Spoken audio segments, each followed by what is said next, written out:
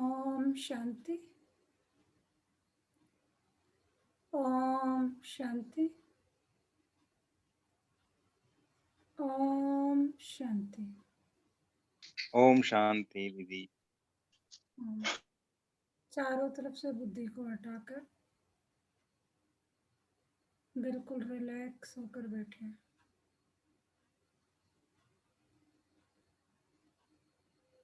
पूरा ध्यान भ्रिकुटी के मध्य में।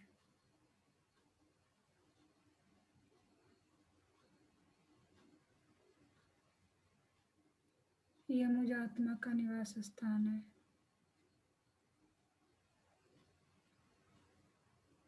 मैं आत्मा इन कर्मेंद्रियों की मालिक हूँ।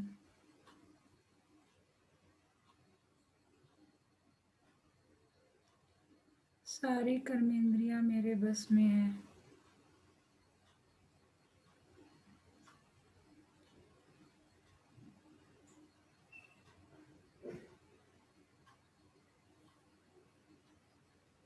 मैं बहुत भाग्यवान आत्मा हूँ कि मुझे परमपिता परमात्मा ने पहचाना, अपना बनाया और मुझे ज्ञान से भरपूर करते जाते हैं।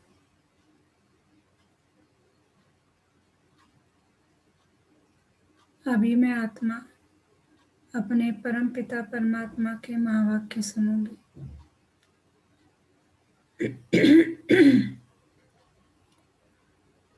ओम शांति।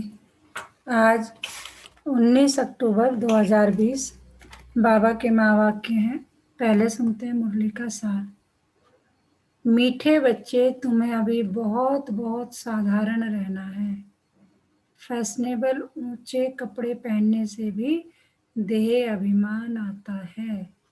तो देह अभिमान की एक और निशानी बाबा ने बताई कि ज़्यादा फैशनेबल वो करोगे, कपड़े पहनोगे तो भी देह अभिमान आता है। तो अभी हमें बहुत बहुत साधारण रहना है, फैशनेबल ऊंचे कपड़े पहनने से भी, क्योंकि देह अभिमान आता है। प्रश्न है आज का, तकदीर में ऊंच पद नहीं है तो किस बात में बच्चे सुस्ती करते हैं? तकदीर में ऊंच पद नहीं है तो किस बात में बच्चे सुस्ती करते हैं? उत्तर, बाबा कहते बच्चे अपना सुधार करने के लिए चार्ट रखो। याद का चार्ट रखने में बहुत फायदा है। नोटबुक सदा हाथ में हो, चेक करो कितना समय बाप को याद किया, हमारा रजिस्टर कैसा है, दैवी करेक्टर है, कर्म करते बाबा की याद रहती है, याद से ही कट उतरेगी, ऊंच तकदीर बनेगी। तो क्या करना है, बाबा कह रहे हैं अगर अपना सुधार करना है तो अपना चार्ट रखो। चार्ट रखने के बहुत ज़्यादा बेनिफिट्स हैं। एक नोटबुक सदा अपने साथ रखो जिसमें पूरे दिन का पोथा मेल हम रखेंगे और उसमें ये लिखना है कि मैं कितने टाइम ध्यान में रहा, कोई गलत काम तो नहीं किया, कर्मेंद्रिय से कोई गलत काम तो नहीं हुआ। और उससे धीरे धीरे धीरे जब खुद का ही पढ़ेंगे, खुद का ही लिखना पड़ेगा, तो दैवी करेक्टर आते चले जाएंगे और याद से ही जो हमारे विकर्म विनाश है यानी कट है वो उतरेगी और ऊंच तकदीर बनेगी।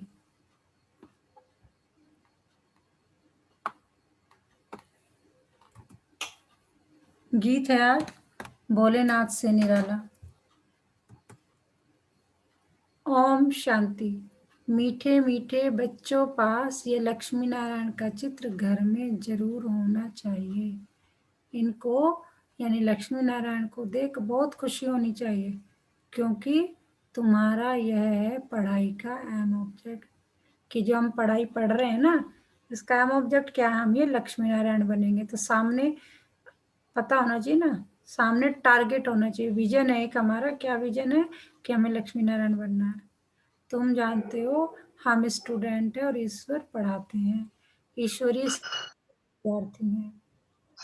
हम यह पढ़ते हैं, सबके लिए यह एक ही उद्देश्य है।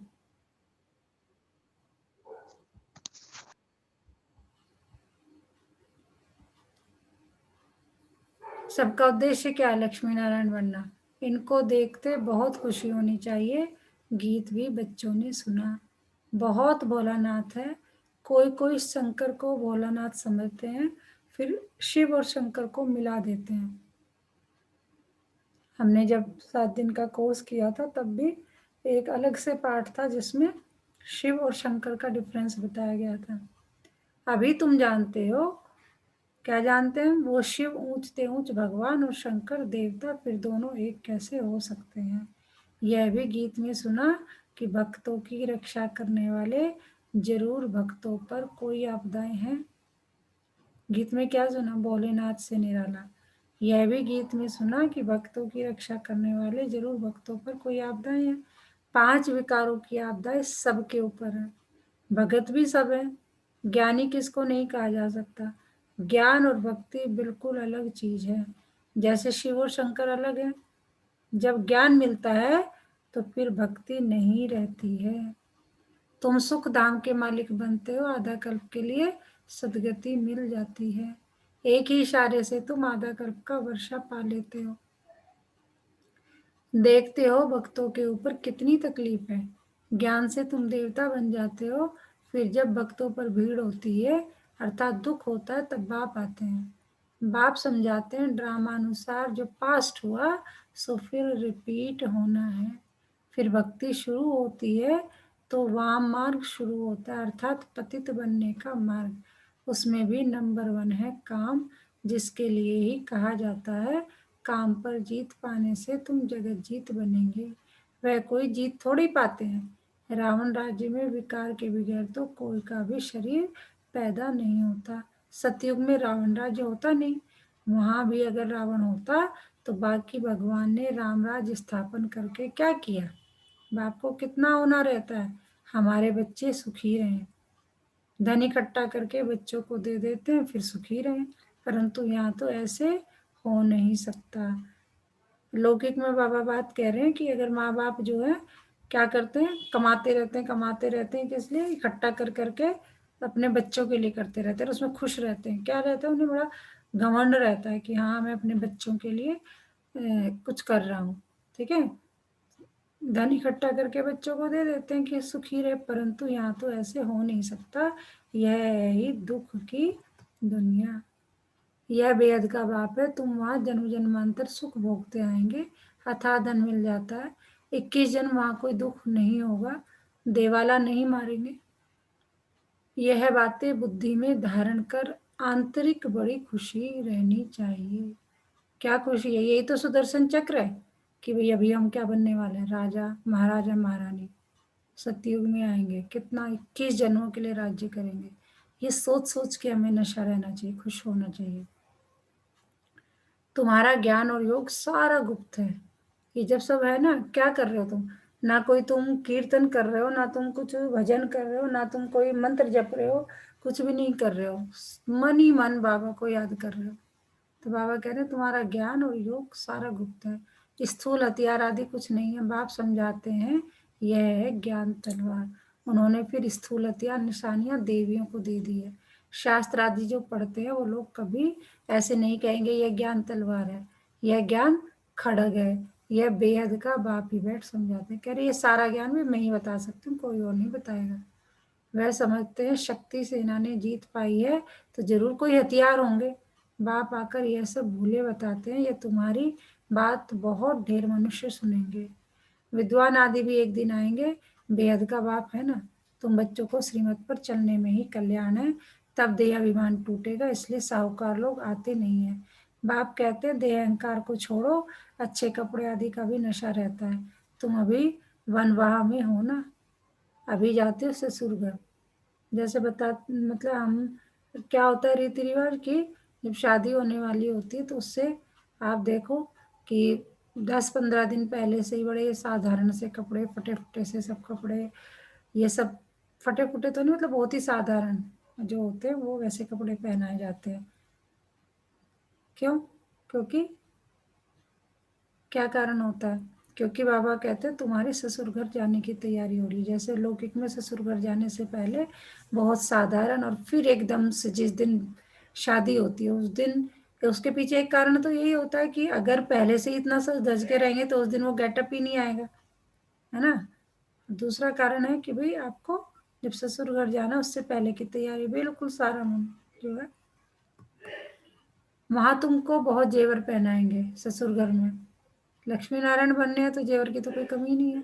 यहाँ ऊंचे कपड़े नहीं पहनने हैं, बाप कहते हैं बिल्कुल साधारण रहना है। जैसे कर्म मैं करता हूँ बच्चों को भी साधारण रहना, नहीं तो देह का अभिमान आ जाता है। नहीं तो फुरूसी में क्या है, मन पड़ा रहता है, ये लेना है ये लेना है, ऐसा पहनना है वैसा पहनना है, बाबा कह रहे फिर देहाभिमान आ जाता है। ये सब बहुत नुकसान देते हैं। तुम जानते हो हम ससुर घर जाते हैं, वहाँ हमको बहुत जेवर मिलेंगे, यहाँ तुमको जेवर आदि नहीं पहनने हैं। आजकल चोरी आदि कितनी होती है, रास्ते में डाकू लूट लेते हैं।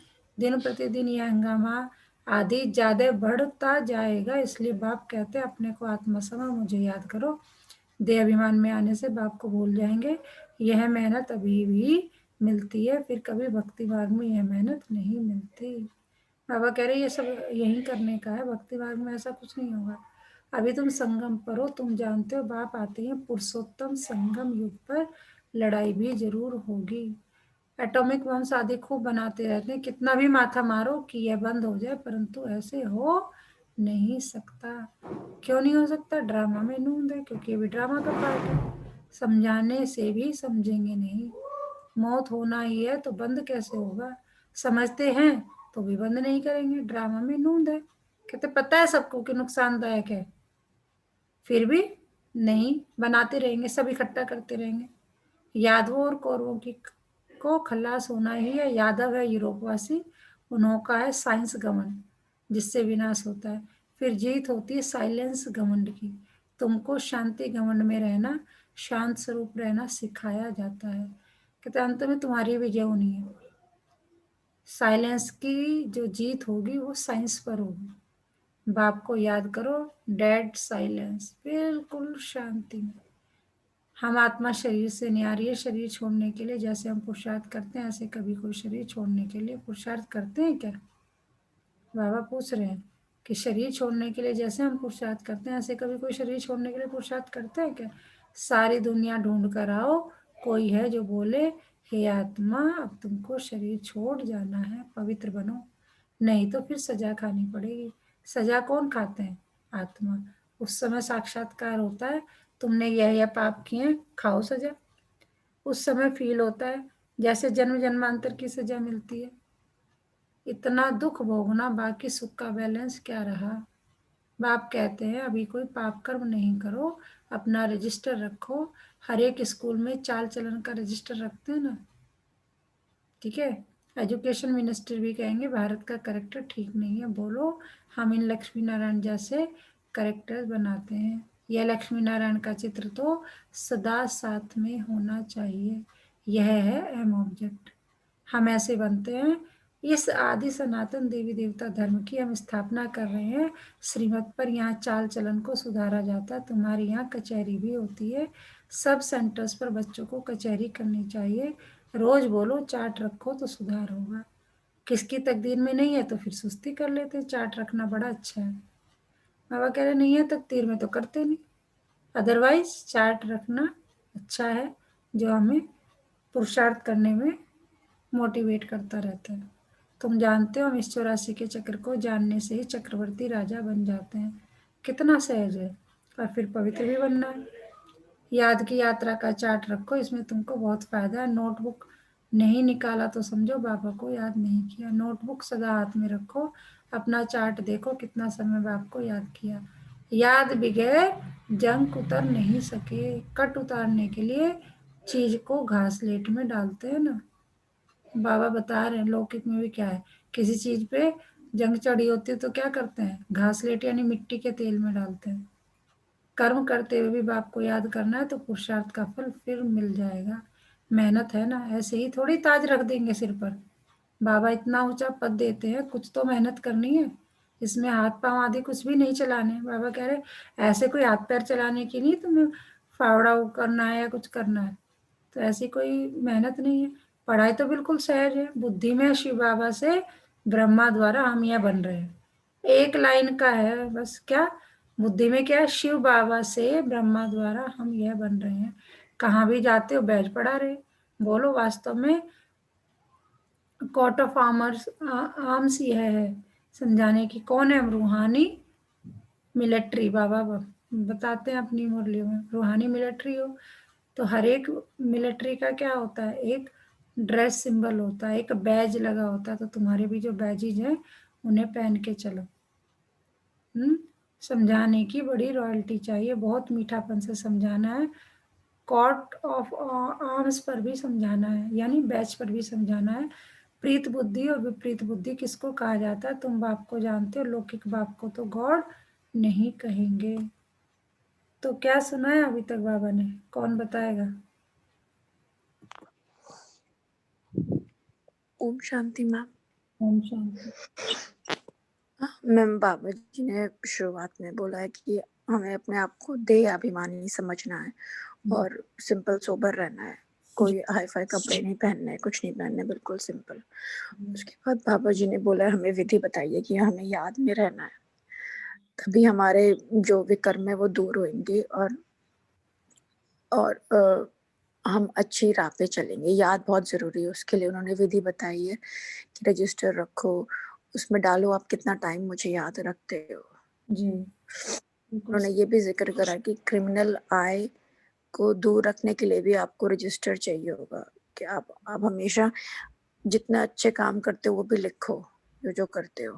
तो आज हमें पूरी विधि बताइए कैसे कैसे आपको याद करना है, उसका भी पोथा मेल बनाना है और बिल्कुल सिंपल सोबर। जैसे पहले बोलते हैं ना, पहले शादी से पहले आप बिल्कुल सिंपल कपड़ों में रहते हो, फिर आप जब नए जीवन में जाते हो तो ससुर के घर जाते हो, ससुर घर जाने। हाँ ये भी एक एग्जाम्पल दिया था। जी जी। वह बेहद का बाप ही पतित पावन सुख का सागर है, उनसे ही सुख घनेरे मिलते हैं। अज्ञान काल में समझते हैं माँ बाप सुख देते हैं। अभी हमें क्या लगता है लौकिक में कि कौन हमें सुख दे रहा? हमारे माँ बाप ससुर घर भेज देते हैं। अब तुम्हारा है बेहद का ससुर घर, वह है हद का। वह माँ बाप करके 5-7 लाख करोड़, 5-7 बाबा बता भी रहे हैं कि जो ससुर घर भेजते हैं तो क्या करते हैं भाई, वो इकट्ठा करके 5-7 लाख या ज्यादा ज्यादा बाबा ने कहा करोड़ दे देंगे। तुम्हारा तो बाप ने नाम रखा है पद्मा पदम पति बनने वाले बच्चों। वहां तो पैसे की बात ही नहीं, सब कुछ मिल जाता है। बड़े अच्छे अच्छे महल होते हैं, जन्म जन्मांतर के लिए तुमको महल मिलते हैं। सुदामा का मिसाल है ना। देखो बाबा एक एक चीज को कैसे अच्छे से समझाते हैं। चावल मुट्ठी सुना है तो यहाँ वह भी ले आते हैं। अब चावल रूखा थोड़ी खाएंगे, तो उसके साथ कुछ मसाले आदि भी तो ले आते हैं। कितना प्रेम से ले आते हैं। बाबा को तो हमको जन्म जन्मांतर के लिए देंगे, इसलिए कहा जाता है दाता। भक्ति भाव में तुम ईश्वर अर्थ दे। चावल मुट्ठी का मतलब है, बाबा का कहने का मतलब है सुदामा गरीब था, उसके पास कुछ नहीं था, तो एक क्या ले आया था अपने दोस्त के लिए, कृष्ण के लिए चावल, एक चावल मुट्ठी। और उसके बदले में क्या मिल लेके चला गया था? सोने की द्वारका। और उसमें भी उसने अपना कल्याण, उन्होंने कहा था नहीं, तुम्हारा जो है, जब उसकी बात आई तो उन्होंने कहा ठीक है तुम्हारा घर जो है बना देते, तुम्हारा महल बना देते। उसने कहा नहीं, मेरा बना दोगे तो सारे द्वारकावासी कहेंगे अरे सुदामा तो बड़ा वो निकला स्वार्थी, अपना महल, तेरा दोस्त था तो तूने अपना अपना बना लिया। तो पहले पूरी द्वारका का बनाओ तब मेरा बनाना। तो उसमें भी वो भी क्या थी, मतलब अपना तो अपना कल्याण बाद में, पहले दूसरों का कल्याण उसमें छपा था। तो कि उसमें फिर उन्होंने वो भी मिसाल दिया था कि उसमें तुम्हारा भी नाम खराब होगा। श्री कृष्ण से कहा था कि अच्छा देखो अपने दोस्त के लिए कर लिया, यानी उन्हें जनता का, द्वारका का, पूरे का ख्याल नहीं है। तो वही वाली बात है कि भक्ति भाग में तुम ईश्वर अर्थ होते हो, अल्पकाल के लिए दूसरे जन्म में मिल जाता है। कोई गरीबों को देते हैं, कॉलेज बनाते हैं, तो दूसरे जन्म में पढ़ाई का दान मिलता है। बाबा यहाँ की लौकिक और अलौकिक बात की बातें बता रहे हैं कि वहाँ क्या होता है, यहाँ क्या होता है। बेहद का बाप और हद के बाप की, हद के बाप तो यहाँ क्या करेंगे, हद के बाप ज्यादा ज्यादा क्या करेंगे, कुछ लाखों करोड़ों रुपए दे देंगे भी, है ना। लेकिन बेहद का बाप क्या क्या देता है, बाबा ने बताया।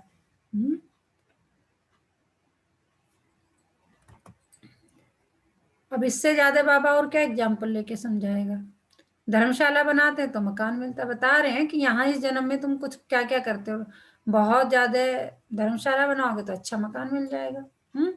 और स्कूल कॉलेज बनाओगे, कह रहे ना स्कूल कॉलेज बनाते तो दूसरे जन्म में पढ़ाई का दान मिल जाएगा, धर्मशाला बनाओगे तो मकान मिलेगा, क्योंकि धर्मशाला में बहुत आकर सुख पाते हैं। यह तो जन्म जन्मांतर की बात है। तुम जानते हो शिव बाबा को जो देते हैं वह सब हमारे ही काम में लगाते हैं।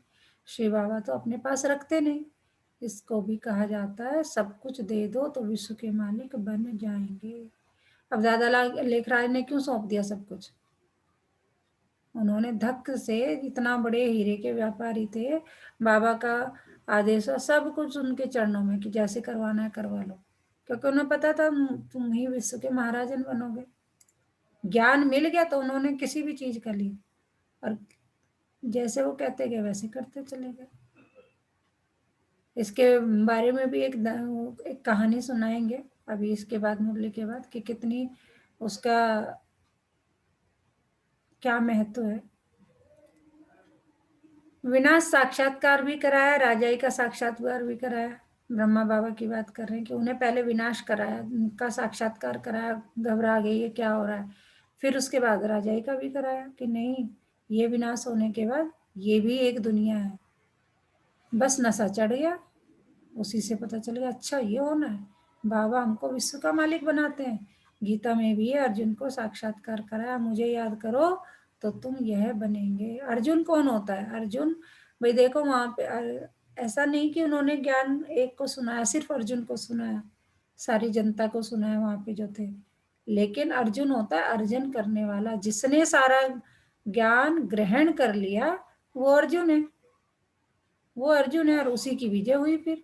इसीलिए तो अर्जुन को बताया जाता है कि उसने सारा, अर्जुन का मतलब होता है जो ज्ञान श्री कृष्ण ने सुनाया युद्ध के मैदान में, तो सभी को सुनाया। उसमें कौरव भी थे, उसमें पांडव में, ये थोड़ी था कि बस उन्हीं को खड़े होकर अकेले को सुनाया, नहीं, पूरी जनता को, जैसे अभी बाबा कर रहे हैं।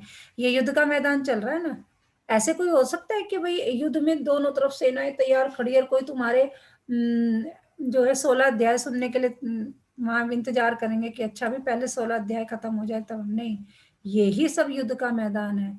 ये जो हमारे विकर्मों से युद्ध है, ये सारे युद्ध के मैदान में, और बाबा पूरी दुनिया को पकड़ पकड़ के ज्ञान सुना रहे हैं। लेकिन अर्जुन जो है, जो सारा कुछ अर्जन कर लेगा, ठीक है ना।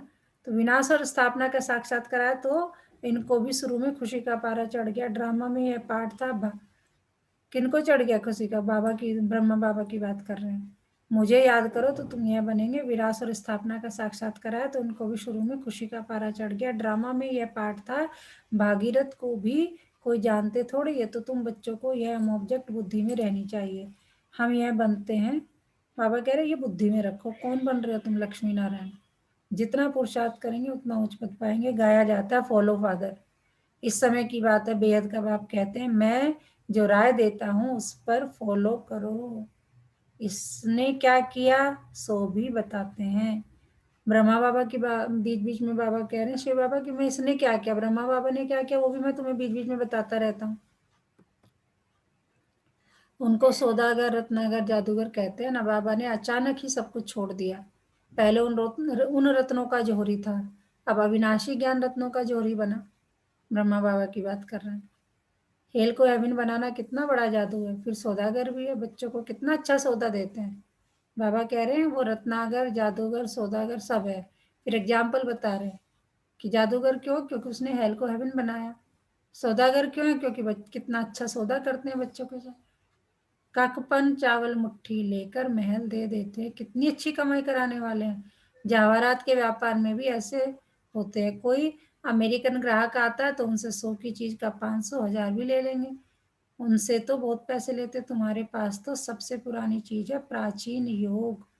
तुमको अब भोलानाथ बाप मिला है, कितना भोला है। तुमको क्या बनाते हैं, ककपन के बदले तुमको 21 जन्म के लिए क्या बना देते हैं। मनुष्य को कुछ भी पता नहीं। कभी कहेंगे भोलानाथ ने यह दिया, कभी कहेंगे अम्मा ने दिया, अम्बा ने दिया, गुरु ने दिया। यहाँ तो है पढ़ाई। तुम ईश्वरी पाठशाला में बैठे हो, ईश्वरी पाठशाला कहेंगे गीता को। बाबा कह रहे हम कहते थे ना कि मुझे हनुमान जी ने ये दिया, मुझे दुर्गा जी ने ये दिया, मुझे इसने ये दिया। बाबा कहते नहीं, यहाँ तो है पढ़ाई। तुम ईश्वरीय पाठशाला में बैठो, सीधे सीधे ईश्वर पढ़ा रहे हैं तुम्हें। तो ईश्वरीय पाठशाला कहेंगे गीता को। गीता में है भगवानोवाच, परंतु यह किसको पता नहीं है कि भगवान किसको कहा जाता है। कोई से पूछो, परमपिता परमात्मा को जानते हो? बाप है बागवान, तुमको कांटों से फूल बना रहे हैं। उनको गार्डन ऑफ अल्लाह कहते हैं। यूरोपियन लोग भी कहते हैं पैराडाइज। बराबर भारत परिस्तान था, अब कब्रिस्तान है। अब फिर तुम परिस्तान के मालिक बनते हो। बाप आकर सोए हुए को जगाते हैं। यह भी तुम जानते हो नंबरवार पुरुषार्थ अनुसार। जो खुद जाग जाते हैं तो दूसरों को भी जगाते हैं, नहीं जगाते हैं तो गोया खुद जगा हुआ नहीं है। बाबा फिर सेवा पे आगे देखो, धीरे धीरे पकड़ते पकड़ते समझाते समझाते आ जाते हैं। खुद करके दूसरों को भी जगाना है। नहीं जगा रहे हो तो खुद भी जगे हुए नहीं हो। तो बाप समझाते हैं इन गीतों आदि की भी ड्रामा में नोंद है। कोई गीत बहुत अच्छे हैं, जब तुम उदास हो जाते हो तो ये गीत बजाओ तो खुशी में आ जाएंगे। रात की राही थक मत जाना, बाबा देखो एग्जाम्पल भी दे रहे हैं। रात की राही थक मत जाना, यह भी अच्छा है। अब रात पूरी होती है, मनुष्य समझते हैं जितना भक्ति करेंगे उतना भगवान जल्दी मिलेगा। हनुमान आदि का साक्षात्कार हुआ तो समझते हैं भगवान मिला। बाप कहते हैं साक्षात्कार आदि की सब ड्रामा में नोंद है। जो भावना रखते हैं उनका साक्षात्कार हो जाता है। जो भावना रखते हैं उसका साक्षात्कार हो जाता है, बाकी ऐसे होता नहीं है। बाप ने कहा है ये बैच तो सबको सदैव पड़ा रहे। किस्म किस्म के बनते रहते हैं, बहुत अच्छा है समझाने के लिए। तुम रूहानी मिलिट्री हो ना, देखो बाबा आ गए ना फिर वहीं पर। मिलिट्री को हमेशा निशानी रहती है। तुम बच्चों को भी ये ज्ञान होने से नशा रहेगा, हम यह बन रहे हैं, हम स्टूडेंट हैं। बाबा हमको मनुष्य से देवता बना रहे हैं। मनुष्य देवताओं की पूजा करते हैं, देवताएं तो देवता की पूजा नहीं करेंगे। यहाँ मनुष्य देवताओं की पूजा करते हैं क्योंकि वह श्रेष्ठ है। अच्छा, मीठे मीठे सिकिलदे बच्चों प्रति माता पिता बाप दादा का याद प्यार और गुड मॉर्निंग। रूहानी बाप की रूहानी बच्चों को नमस्ते। इससे ज़्यादा क्या हमारा सौभाग्य होगा कि कितने प्यार से खुद ईश्वर आकर हमें मीठे मीठे हैं बच्चे कहकर प्यार से नमस्ते करते हैं पहले। तो हम रूहानी बच्चों की रूहानी माता पिता बाप दादा को याद प्यार गुड मॉर्निंग नमस्ते बाबा नमस्ते। शुक्रिया बाबा शुक्रिया, हमें अपना बनाने के लिए, हमें रोज पढ़ाने के लिए, हमें पतित से पावन बनाने के लिए। तो उसमें क्या बोलेंगे आप? वाह मेरा भाग, वाह मेरा बाबा, वाह ड्रामा। वाह वाह के गीत गाते रहो। बाबा कहते हैं वाह वाह के गीत गाते रहो तो तुम्हारा भाग्य भी, तुम्हारी चारों तरफ वाह वाह ही होगी। क्या सुनाया बाबा ने? एक एक पॉइंट सब बताएंगे। रामकलब जी हैं यहाँ पर? बॉबी जी? ओम शांति मैम। नाम सुनते। क्या मैम, सुन? बाबा साधारण रहने के लिए कह रहे हैं, जी ज्यादा फैशनेबल बनने के लिए नहीं कह रहे हैं, क्योंकि इससे भी ना देह अभिमान आता है। और बिल्कुल। बाबा याद करने का तरीका ही बता रहे हैं कि मुझे याद रखो, चार्ट याद रखो। जी बाबा जी कह रहे हैं कि हम 5 आपदाओं से ग्रस्त हैं। जी।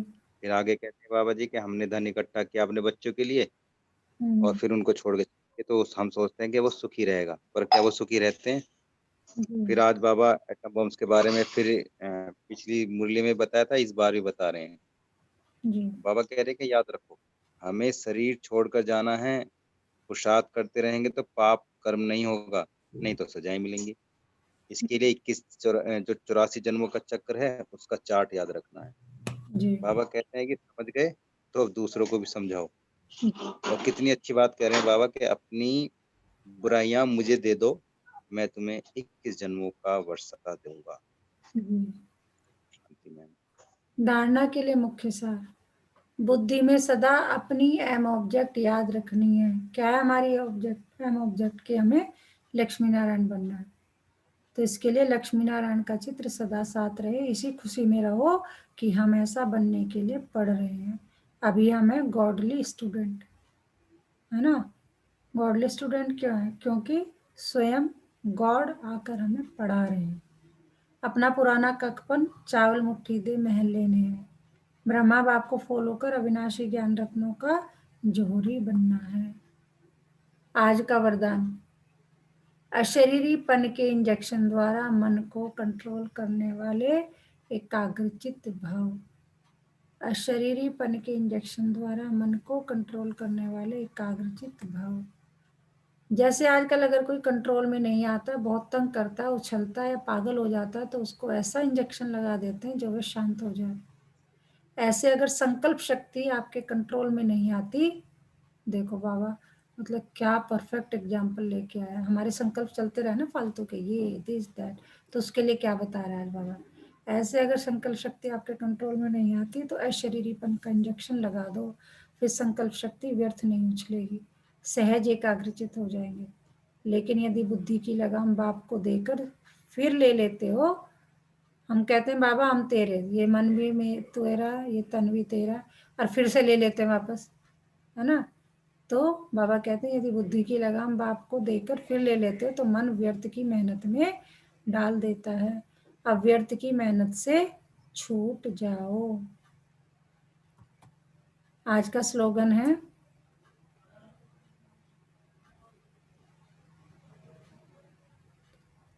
अपने पूर्वज स्वरूप को स्मृति में रख सर्व आत्माओं पर रहम करो। क्या हमारा पूर्वज स्वरूप, कि हम देवी देवता थे, है ना। अपने पूर्वज स्वरूप को स्मृति में रख सर्व आत्माओं पर रहम करो। आज का मीठा मोती, अपनी कमजोरियों को भस्म करने में हमें माँ ज्वाला देवी जैसी शक्ति मिलती परमात्मा राम की याद से। अब देख लो, हमें परमात्मा राम को याद करना है तो हमें माँ ज्वाला जैसी शक्ति मिल जाएगी, सारी कमजोरियां हमारी भस्म हो जाएंगी।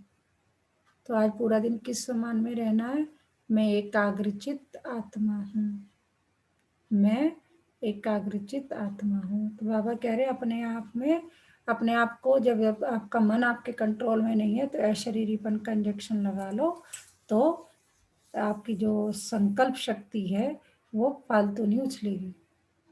आप आराम से एकाग्रचित हो जाएंगे। ओम शांति।